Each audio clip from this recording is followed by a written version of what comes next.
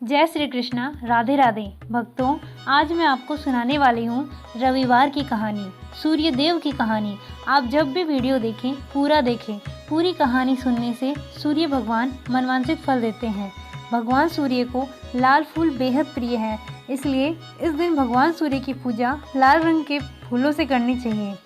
यदि प्रतिदिन सूर्य को चीनी, चावल, रोली, पानी में मिलाकर अर्घ्य दिया जाए तो इससे घर में सुख शांति आती है। तो चलिए शुरू करते हैं रविवार की कथा।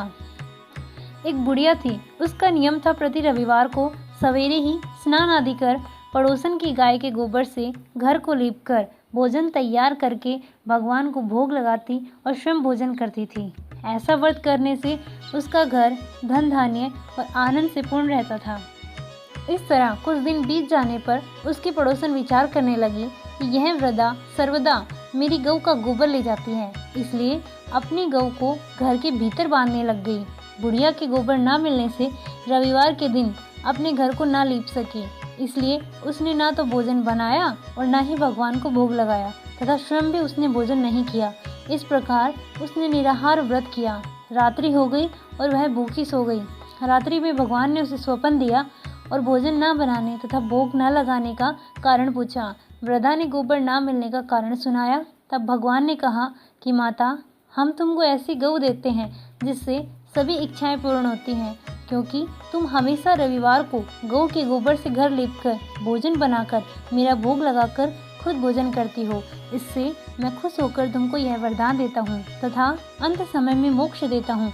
स्वप्न में ऐसा वरदान देखकर भगवान तो अंतर्धान हो गए और जब वृद्धा की आंख खुली तो वह देखती हैं कि आंगन में एक अति सुंदर गऊ और बछड़ा बंधे हुए हैं। वह गऊ और बछड़े को देखकर अत्यंत प्रसन्न हुई और उसको घर के बाहर बांध दिया। वहीं खाने को चारा डाल दिया। जब उसकी पड़ोसन ने बुढ़िया के घर के बाहर एक अति सुंदर गऊ और बछड़े को देखा तो द्वेष के कारण उसका हृदय जल उठा तथा जब उसने देखा कि गऊ ने सोने का गोबर किया है तो वह उस गऊ का गोबर ले गई और अपनी गऊ का गोबर उसकी जगह पर रख गई। वह नित्य प्रति ऐसा ही करती रही और सीधी सादी बुढ़िया को इसकी खबर नहीं होने दी। तब सर्वव्यापी ईश्वर ने सोचा कि चालाक पड़ोसन के कर्म से बुढ़िया ठगी जा रही है। भगवान ने संध्या के समय अपनी माया से बड़ी जोर से आंधी चला दी।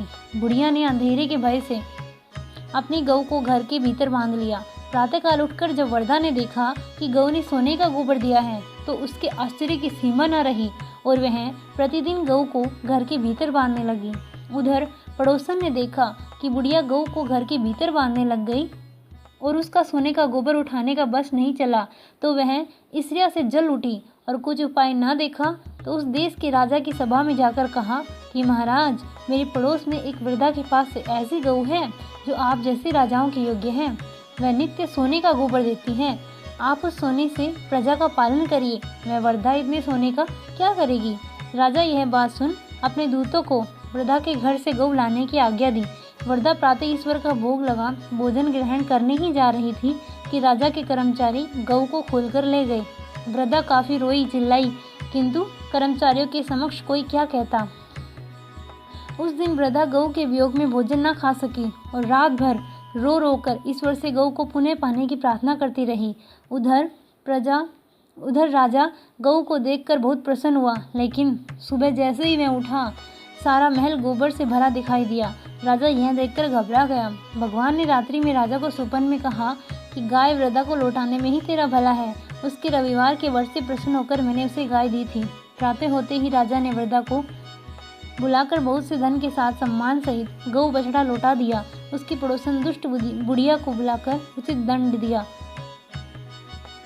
इतना करने के बाद राजा के महल से गंदगी दूर हुई। उसी दिन से राजा ने नगर निवासियों को आदेश दिया कि राज्य की तथा अपनी समस्त मनोकामनाओं की पूर्ति के लिए रविवार का व्रत करो। व्रत करने से नगर के लोग सुखी जीवन व्यतीत करने लगे। कोई भी बीमारी तथा प्रकृति का प्रकोप उस नगर पर नहीं होता था। सारी प्रजा सुख से रहने लगी। भक्तों, अगर आपको मेरा वीडियो पसंद आए तो प्लीज़ एक लाइक ज़रूर करें और इसे ज़्यादा से ज़्यादा शेयर करें और आने वाले वीडियो की जानकारी के लिए हमारे चैनल संस्कार भक्ति को सब्सक्राइब करें और बेल आइकन को ज़रूर प्रेस करें। मैं इसी तरह आपके लिए नई नई कथाओं के वीडियो लाती रहूँगी। तो मैं मिलती हूँ फिर से एक नई कहानी के साथ। जय श्री कृष्ण। राधे राधे।